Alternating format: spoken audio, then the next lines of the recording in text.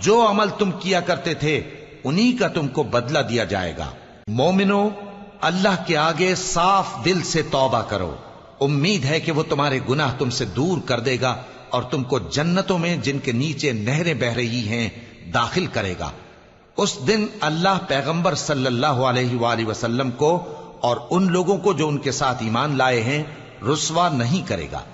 بلکہ ان کا نور ایمان ان کے آگے اور داہنی طرف روشنی کرتا ہوا چل رہا ہوگا، اور وہ اللہ سے التجا کریں گے کہ اے پروردگار، ہمارا نور ہمارے لیے پورا کر اور ہمیں معاف فرما، بے شک اللہ ہر چیز پر قادر ہے۔ اے پیغمبر صلی اللہ علیہ وآلہ وسلم، کافروں اور منافقوں سے جہاد کرو اور ان پر سختی کرو، اور ان کا ٹھکانہ دوزخ ہے اور وہ بہت بری جگہ ہے۔ اللہ نے کافروں کے لیے نوح کی بیوی اور لوط کی بیوی کی مثال بیان فرمائی ہے، یہ دونوں